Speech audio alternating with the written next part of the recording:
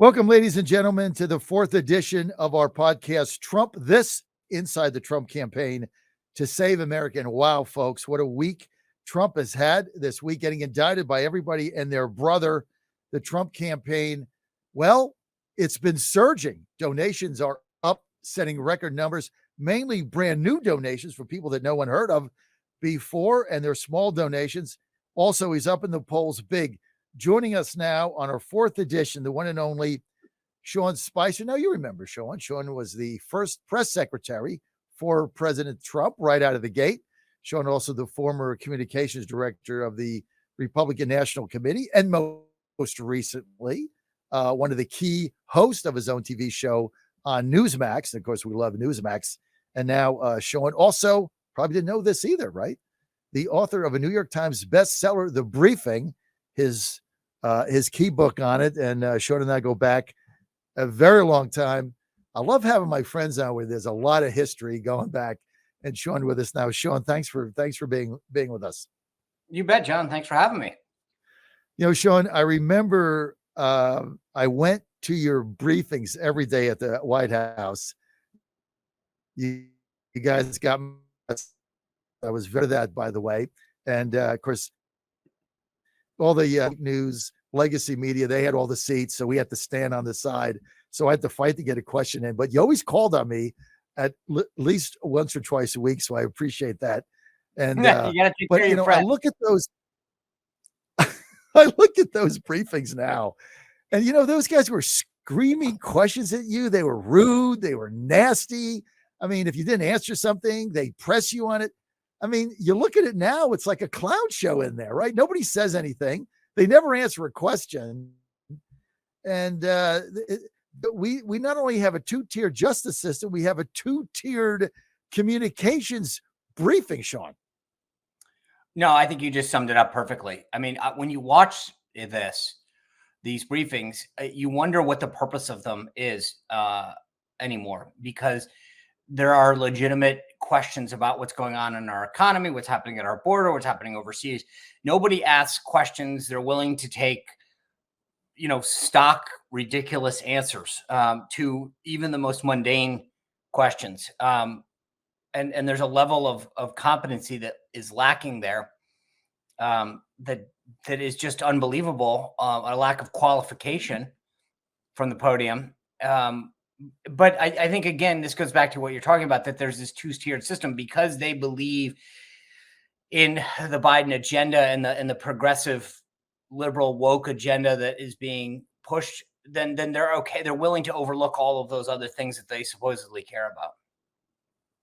Well, it's a pack of lies. And now, of course, we have these documents leaked. They're lying about this war, right? You had Lloyd Austin right in front of a congressional hearing lie. Biden has lied. Their press secretary has lied. You had people firing questions up there, but I don't think I missed any of your press conferences, Sean. Maybe one or two that you had, because I just loved going there. You answered every question, but I don't think you ever lied, to my knowledge, on anything. And so, I mean, when you tune this person in and you just see them lying through their teeth every day, how does that make you feel?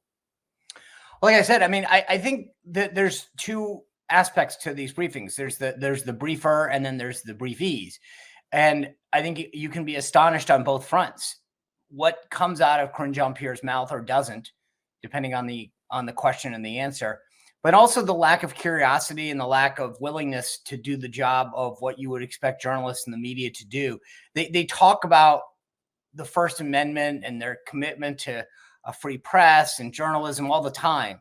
And yet it's never in practice, right? You guys supposedly champion all of these rights that you are fundamental to our Constitution and to our nation. And yet you talk about them being under attack and under threat, and yet when you have the opportunity to question the White House press secretary or demand that the president answer questions, you let up because of who it is. If this was Donald Trump, they would. I mean, the other day she literally said that he answers more questions than anybody else, and there were chuckles. And And I mean, that's that, like, no matter what you think, you could be the biggest Trump hater in the world. You can't, with a straight face, say that President Biden takes more questions than Donald Trump. I mean, that's just on its face. Like, you can't say, and yet they all kind of chuckled and laughed, and then she went on her way. But it's like that, the extent to which they'll go on about things that literally you're like, how, if you can get away with that, you can get away with anything. And that's the point, is that they know that they can go in there and say whatever they want, and they will have a complicit press corps that is just, frankly, a bunch of scribes, not a bunch of inquisitive journalists that are asking tough questions and trying to get to the bottom and hold an administration and a government accountable. Well, they're just pushing a narrative, right? So there's no real Q&A like you had. I mean, and of course, when you were there, it was almost polar opposite, because they didn't really want answers. They still wanted to push a narrative by basically badgering you with nonsense, right? So it's kind of the same thing, just turned around. Right, exactly. That's right. It's the inverse of it. But they did it under the guise last time of, well, we're pursuing the truth and we're getting to the bottom of things. And yet now you're right. I mean, it's the same thing. It's just inverse because of who it is. But it's just they excused their behavior last administration, of jumping up and down and acting like hyenas, etc., because they said that they were in pursuit of this greater good and this truth that they were had a cause and a calling to get to. Now they're willing to overlook it all, for the same reason, almost, because they believe because of the beliefs that they have. So they went after Trump and acted in a certain way, not because of a journalistic pursuit, but because they hated President Trump. But because they love President Biden, they're willing to act the exact opposite. But it's amazing. I mean, literally the other day, to watch them lie about the number of questions the president takes and get away with it. You're going, what else? I mean, you might as well. And people ask me all the time.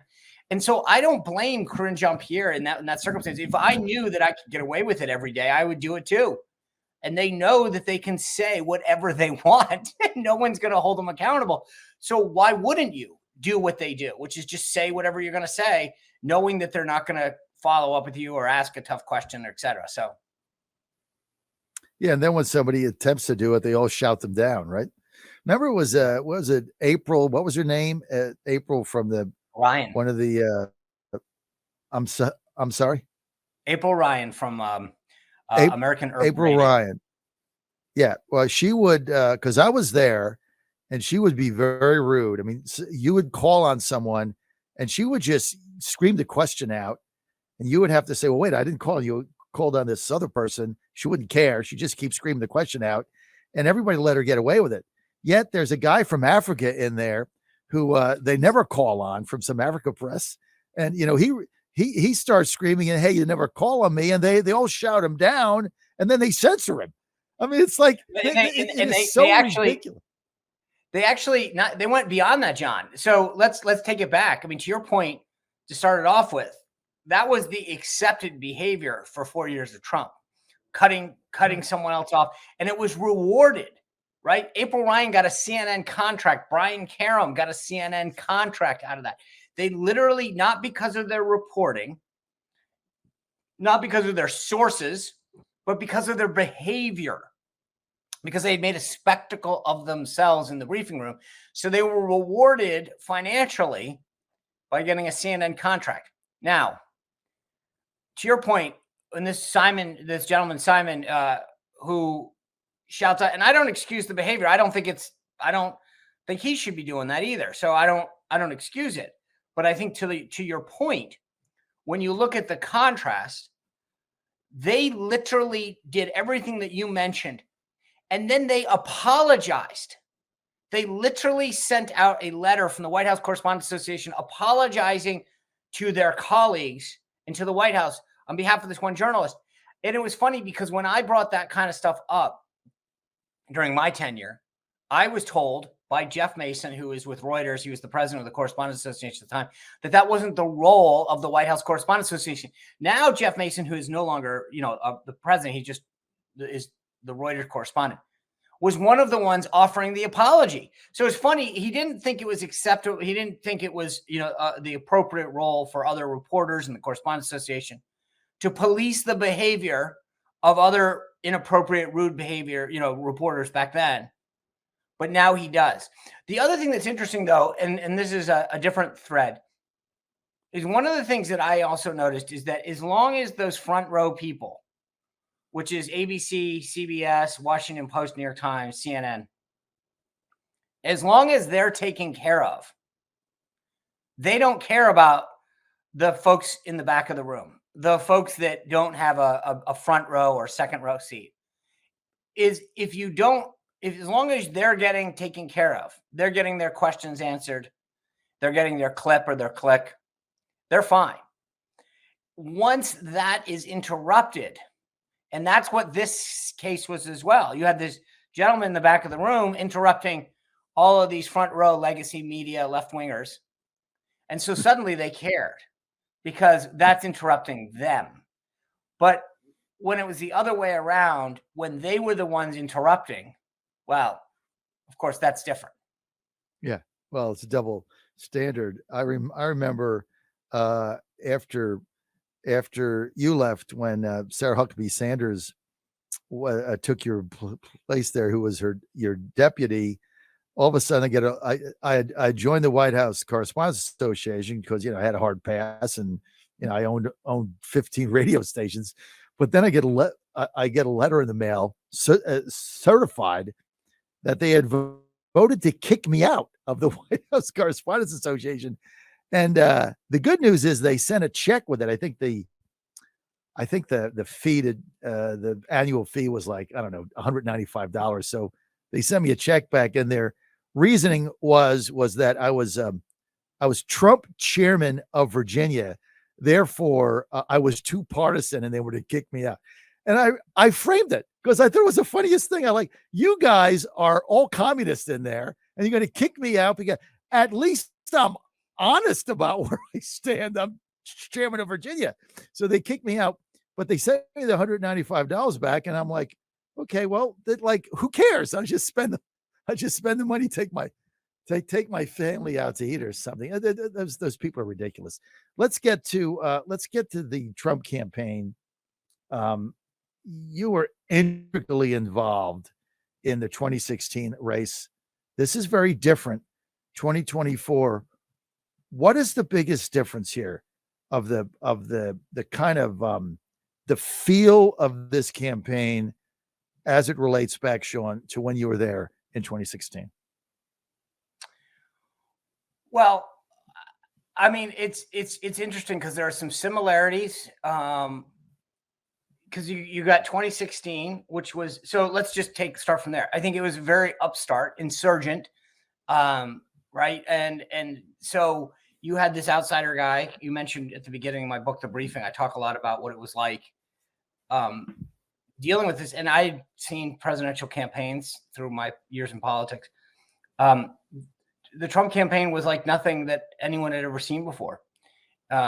It was this outsider guy running an insurgent campaign, and there was nothing traditional about it.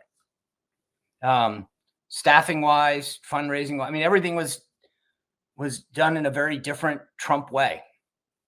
And I think 2020 was very un-Trump. And that was sort of, they brought in a lot of, I mean, I literally was talking about this within the last day with somebody that in 2020, it felt like, it felt bureaucratic. There was a lot more people. There were a lot of hanger-oners. It lost that feel. Now, again, he was the incumbent president. This time, and this is what you're going at, is that it's almost a hybrid. He's got a lot of the folks. He's running lean and mean. He's got some of the people that were involved in 2016 back, Jason Miller, Stephen Chung, that understand that feel. Scavino's still with him, Dan Scavino. And so he's got a little bit of that feel back. He's back on his plane, not Air Force One. But at the same time, he he is is almost running as an incumbent president. He is basically the de facto running for renomination, if you will, right? I mean, he has been the Republican nominee twice before. So it's a very different, because you're not doing it for the first time. You don't have that. He's got a record. He's done this before. He's got an infrastructure. I think one of the biggest things that people don't understand when they ask me, do you think Trump's going to be the nominee? And I'm like, yeah. And it doesn't matter whether I think people who have not been involved in politics don't understand necessarily the infrastructure advantage that he has, the data, the fundraising, the intimate knowledge of each of these states politically. So you think about it right now, there's a race for delegates. He is the only one that's ever done this. He's done it twice successfully before.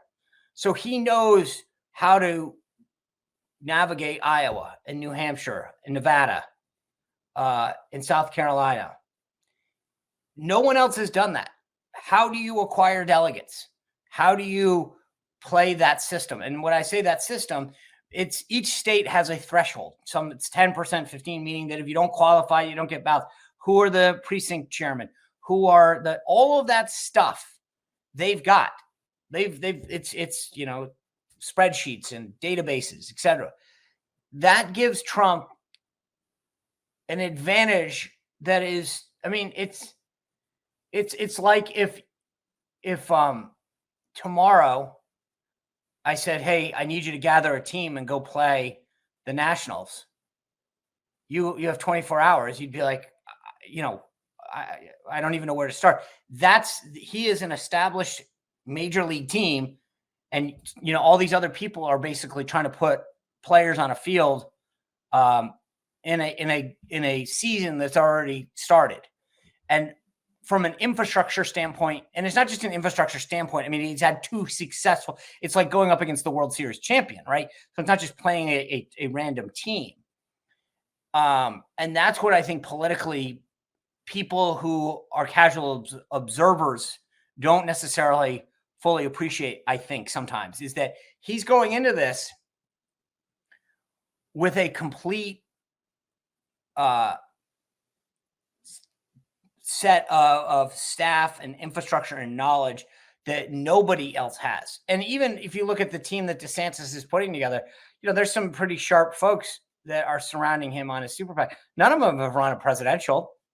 None of them have literally been involved in anything more than a state level race. That's great. But again, it's a different game. And I don't think that, I don't think there's a full appreciation of what that takes. Well, I think to your point, he doesn't really have a general consultant that I've recognized.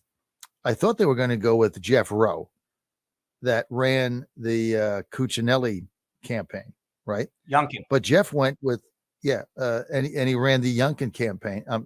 He ran, I'm sorry, not the Cuccinelli. I know what you're thinking, though. I know where your head is. He ran the Cruz campaign. And right. Then, of course, Cuccinelli, who was, everybody knows my history with him, not positive. As then Cuccinelli stabs us in the back, or stabs the Trump campaign in the back. I don't want to pigeonhole you right now. Stabs him in the back and then takes over the DeSantis PAC. And then Jeff Rowe goes to the PAC, which I remember telling our Trump team a few weeks ago, this is the best thing that ever happened to you, because Jeff Rowe, whatever you think of him, the guy knows what he's doing. He's gone through a presidential race before with Cruz. He certainly knows how to get the delegates, but his hands are tied now because he's with this PAC. So he's with the DeSantis PAC, so he can't advise the campaign. He's kind of stuck there until, I guess, they decide to do something else. But you look at the DeSantis campaign, all the stumbles here out of the gate. Now they're down big. I mean, I know he's going to announce. I know he's got the donor base, but Sean, I look at this thing. I don't see a state where he can win. Tell me I'm wrong. But also, can I just let's dial this back? I don't have anything against Jeff Rowe, But also, like, let's just be clear on something. He ran Ted's race, as you pointed out, and they lost. So Yeah. yay. And that's not, but I'm just saying it's like, you know, so, and I, again, I don't think one person makes it. At the end of the day, you know, the candidate is 75% of this. I mean, you need a good staff and you need a good infrastructure. But here's the point, John. Whether it's Mike Pence or Ron DeSantis or Nikki Haley, they're all out there saying, you know, I will continue the Trump policy to this, and I'll do this. And I've said this to the Trump team, like, and to the president, like, you don't have to say, I'm going to continue the Trump policy. You are Trump. I mean, you say, I did it. You're the only, he is the only candidate that doesn't say, you know, I'm going to continue what Trump did, because he is Trump. Right. And that's the beauty, is that what they are all doing is trying to say, I'll continue the policy, but here's where my personality is different. And I get that. I understand that, but because that's frankly the only road that you can play here, because the president's policies were so popular. It's not like, what are you going to, I mean, there's no other angle to play in this, right? You can't say, well, what else are you going to do? Like, he has got the most popular policies. So the only thing you can do is try to make it a stylistic race. I just don't know that then. And I go back to what I said before. It's if you've built houses your whole life, and then somebody else comes along and says, and you've got all the materials and the building, you know, the wood and the lumber and the whatever, and someone else comes along and says, I'm going to race you to build a house, and they've, you know, I'm going to search it on the internet. I mean, your advantage is so much greater. And so I don't really, I look at this and I'm like, again, I go back to the infrastructure. If you think about, this is a race for delegates. National polls don't mean anything. I mean, they really don't. I mean, they kind of help with fundraising and things like that. But right now, if Trump goes in and wins Iowa, New Hampshire, and then Nevada and South Carolina, it's over. It's over. So that, to me, tell me how those 4 races go, how those 4 states play out, and I'll tell you how this goes. Now, on the flip side, I will say this: if DeSantis can, I think he would have to win one of the first 2, because I don't know that once you get your clock cleaned in one of the first 2, I have a hard time thinking how you're going to go, okay, hold on, let me just hang out until Nevada comes. But if he does pull that out, one of those first 2 states, I think we got maybe a little bit of a race here. But if you're Trump and you can use those advantages that I just talked about to your advantage, you know, I think this thing ends real quick. And I'm of the same. Look, here's the thing that's happening that's interesting to me. You know, I've said this for a while. So the law in Florida, they've got to resign to run law. The Florida legislature will go out of session the first week of May. So we are 13. We're just over 2 weeks out. Right before they go out of session, they will change the law to allow him to stay governor and not have to resign. That's what's going to, I mean, then he will, once that happens, that's the de facto announcement that he's running. Once that happens, but until that time, you've seen Trump every day just beat tearing him down. And you alluded to this a second ago. Trump's numbers are going up. DeSantis' numbers are going down. And they're making the case to anyone who has expressed support for DeSantis. You saw a couple big donors pull out this weekend and say, we're not sticking with DeSantis anymore. Trump is just peeling those people away one by one and using this time to his advantage, while DeSantis is basically, you know, I don't know what kind of, because of the law. Handcuffed. Exactly.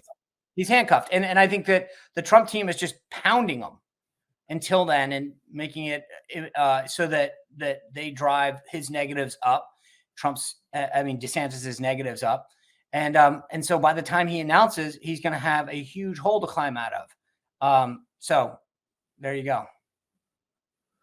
No, I think you nailed it. And you know, one of the other issues here, and I think Trump is right. DeSantis running around with his book tour, whatever it is, on basically the Florida payroll. He's he's got a quasi campaign for president, but he can't really hit back. So this is kind of a free play.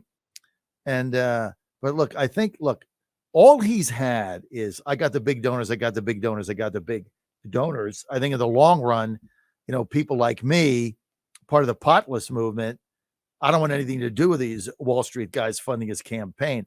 Having said that, he had 2 major pullouts this weekend, and they were using an excuse about the Florida 6-week abortion law. The real reason they pulled out is these guys didn't get to be multi-billionaires by spending money on things that don't work, right? Exactly. They just don't. Yeah. And so one thing is my wife has taught me is, the rich people stay rich because they spend their money on things that work. And if it doesn't, they're out. And I think that's what's happening. They're looking at these podiums and say, I'm not going to continue to give millions of dollars to this campaign that's basically rudderless. You can't even figure out what, right? Ding, ding, ding. No, that's exactly right. They're rich for a reason. Most of these guys have they're not inheritance. They've made their money for a reason. And they're looking and saying, it's like an investment, right? They're looking and saying, your stock's going down. Why would I invest more money? So exactly. No, I think that's a big problem that he has. And now let's get to the indictments, the potential convictions. I think a lot of people like Tim Scott gets in the race and Nikki Haley, they can't win. I think they're just gambling on the fact that something happens that, he's convicted and then decides not to run or something, then maybe they have an avenue. I can't think of any other reason for them to do this. But in the short term, the indictments have fueled Trump's lead, fueled his numbers, fueled his fundraising. Is that sustainable as we get to Milwaukee? So first, I will just say this. I agree with you. Tim Scott and Nikki Haley, I like them both. I love Tim Scott's message in particular, but they can't win. And it's not personal. It's just a fact. But I think he's a great guy. He's a great messenger. I love his story.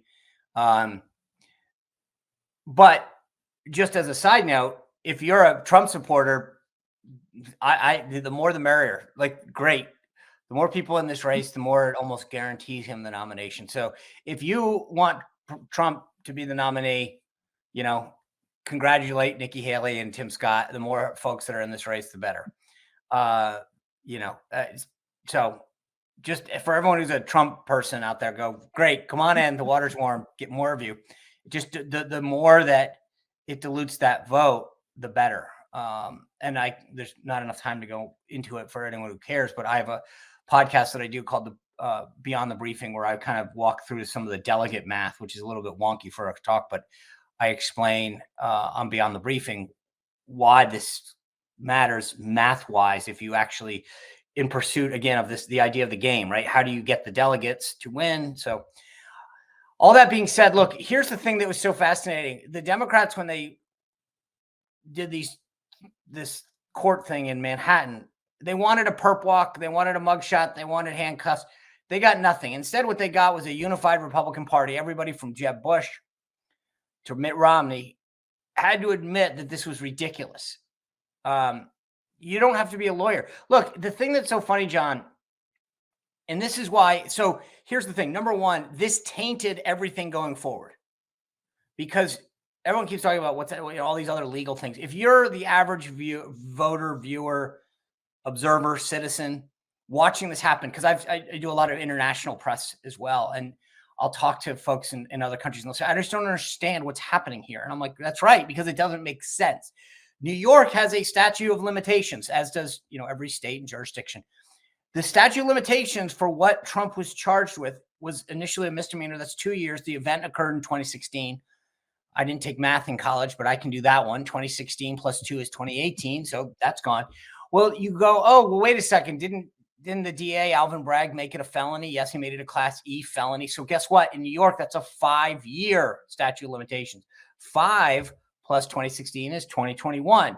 It's 2023. Therefore, even that has passed. So you can say, Trump could come out and say, I did everything that you say I did. if you believe in the rule of law, which is what all these Democrats keep talking, no one's above the law. No one. Okay, well, the law says that you need to be prosecuted within either 2 years as a misdemeanor or 5 years as a felony. That's the law. You don't get to pick and choose. Well, it's because it's Trump, we get to, change the law or go after a guy. That's not how it works. The law is the law is the law. If you believe in the rule of law of our judicial system, which is what all these people keep saying, no one's above the law. Okay, then the law says 5 years. 2016 plus 5 is 2021. You missed it by 2.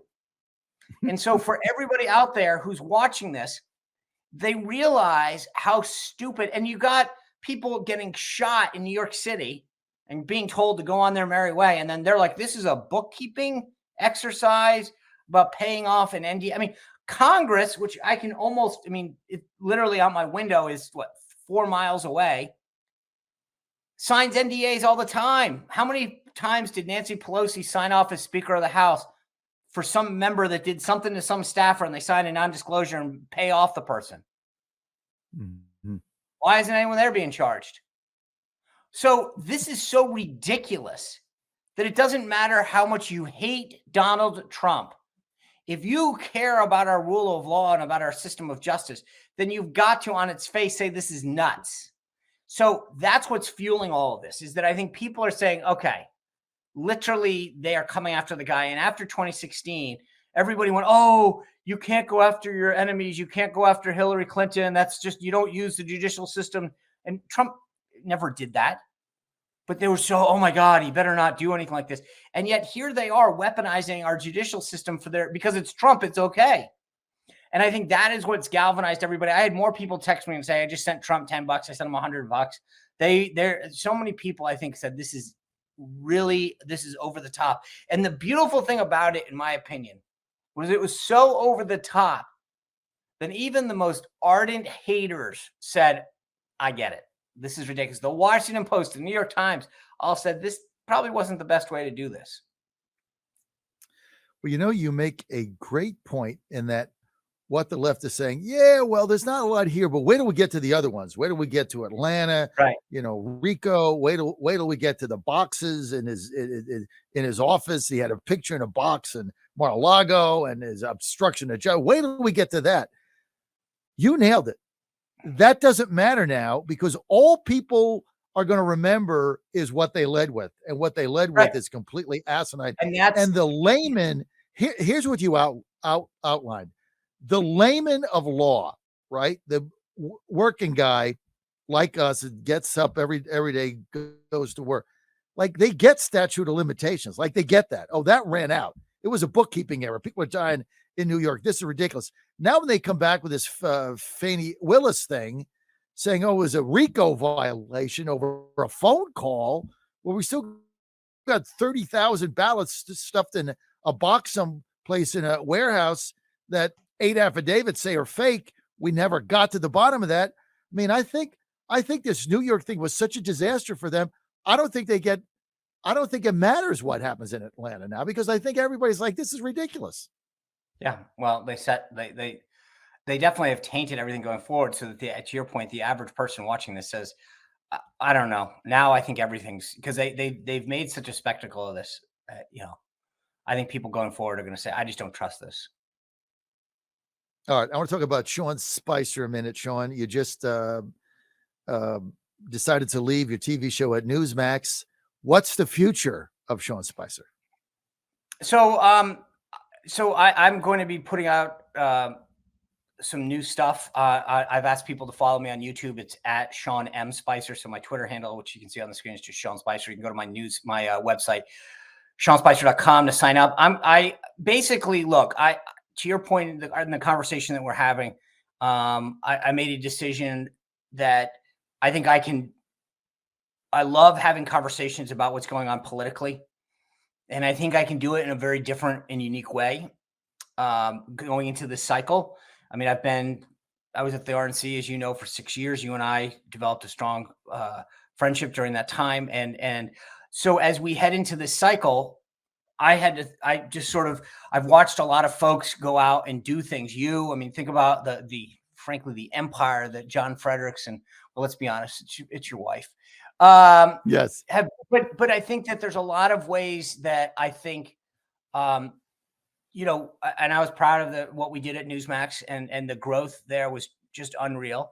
But I think that given all of the tools that I have now, or that exist now, I wanted to try something different. And so I'm going to be launching some things in the next few weeks. And that's why I said I've got a channel. I know there's a lot of folks, it's not exclusive to YouTube. I mean, there's a lot of folks that are big Rumble fans, and I've got stuff on Rumbles, same thing over there. So but you've got different platforms that you generally tell people where to go. And so I've said, head to YouTube, but you can go to Rumble. I don't really care. Go to Twitter. I'm on Truth Social. I'm on all of it. But I want to be able to start to bring content in a way that I want to do it. And look, I mean, you got a ton of people that work for you, and I don't know how you guys operate there. But look, when you own and operate a place, they want to present things, and a show has its limitations at a network. And there's a lot of things that I thought I wanted to do that I had a vision for. And so I'm going to have that ability now. And I'm excited about it. So like I said, I've asked people to go to YouTube, my page on YouTube, to sign up there. Sean M. Spicer. You can sign up for the newsletter at seanspicer.com. And in the next few weeks, I'm going to start to get ahead of this cycle and talk about what's coming. Sean, you're right. I do a TV and a radio show. We simulcast the TV show 7 to 8 a.m. with radio. But TV is very restrictive. People don't realize when you go to a TV show for an hour, especially with a major news outlet like Newsmax, number one, you're tied to a desk. You're tied to that studio because they're not necessarily mobile like we are. But the second thing is it doesn't matter what the outlet is. There are restrictions of a TV show. There's time restrictions. You really can't take phone calls. There's time. You have a guest come on for a hit. There's time restrictions there.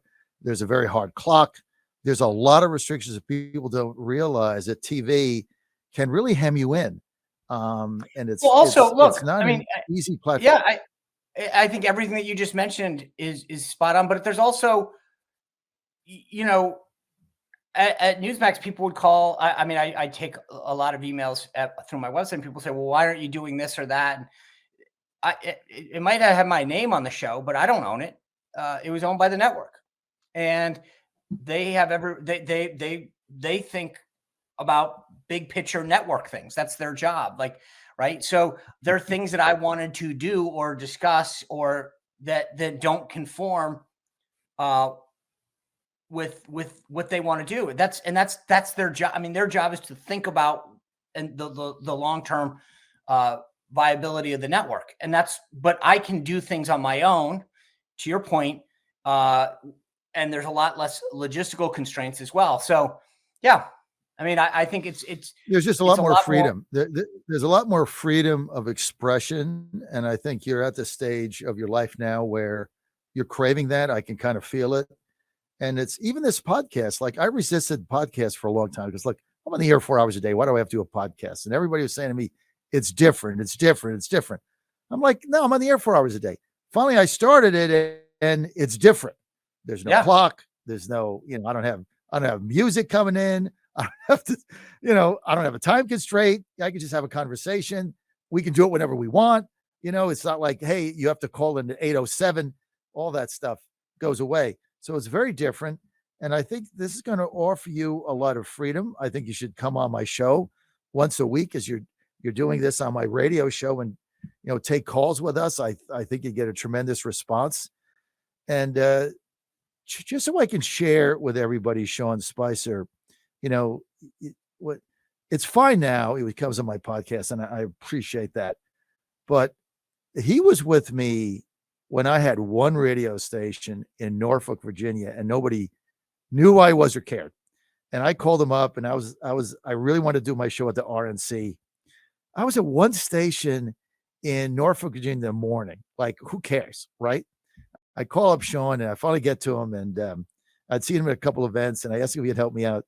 So they set me up to get in at 5 a.m. at the RNC, and they did this multiple times. Some of you have to show they're up at 5 a.m.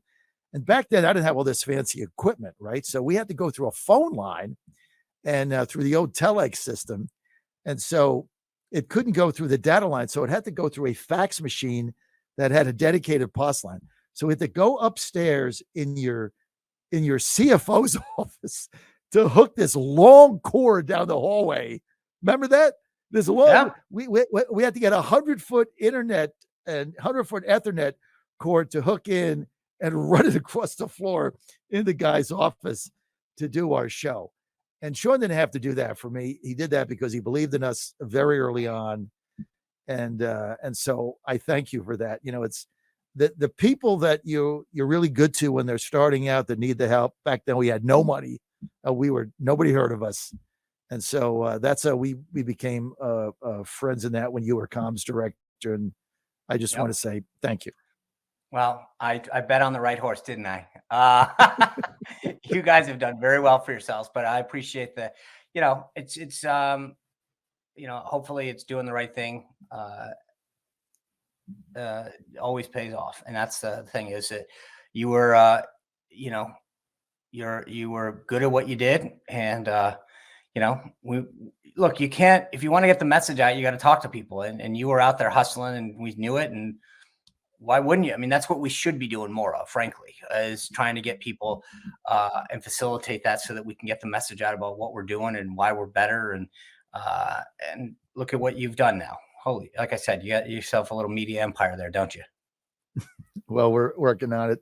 But Sean, you need to honestly come on my radio show weekly and take calls, because that's where, when I've seen you out at events where you're taking questions, because you took them at the White House briefing room, but when I've seen you out taking like just questions from average people, that's when you seem happiest. And I think you made a good decision to get back to that.